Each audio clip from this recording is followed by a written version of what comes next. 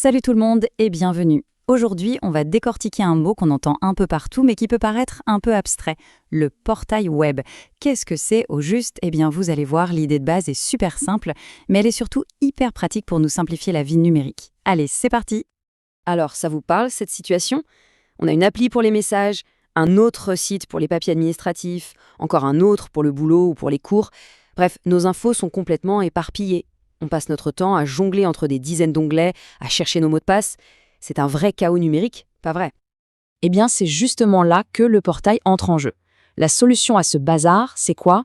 C'est d'avoir un seul et unique endroit pour tout retrouver. C'est ça la grande promesse du portail. Enfin mettre de l'ordre dans tout ce désordre digital. Prenons un exemple tout simple, celui d'un étudiant. Pour voir ses notes, il faut se connecter à la plateforme de la fac. Un premier endroit.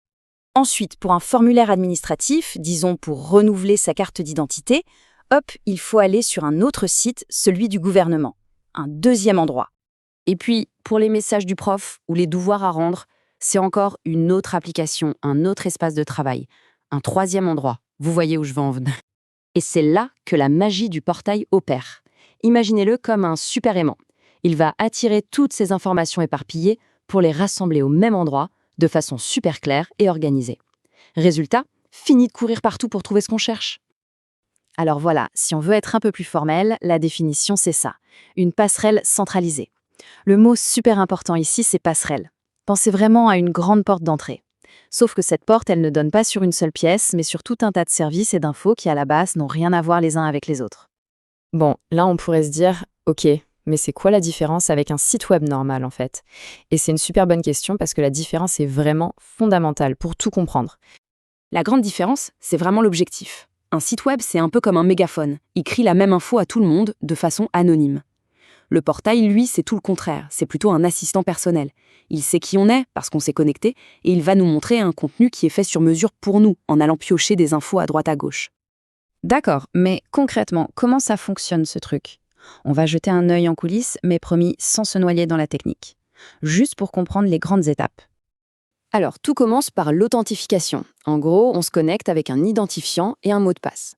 C'est comme ça que le portail sait qui on est.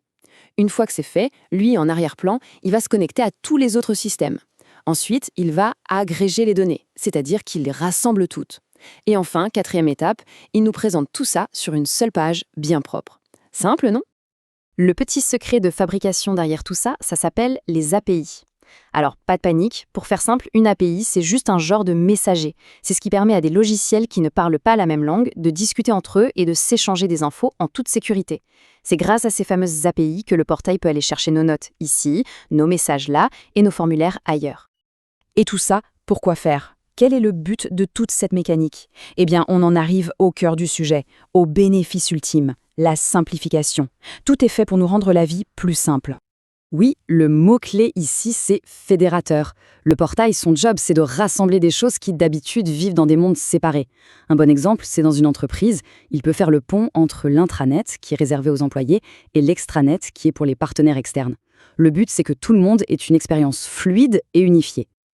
Et les bénéfices, ils sont très concrets. Forcément, quand on a tout sous la main, on gagne un temps fou, donc on est plus productif. La navigation devient un jeu d'enfant, la complexité disparaît, en bref, moins de frustration et plus de satisfaction. On boucle la boucle, le portail, c'est la solution directe au problème de surcharge d'infos qu'on a vu au tout début. S'il y avait un seul chiffre à retenir de tout ça, ce serait celui-là. 1. Le portail, c'est vraiment la puissance de l'unique.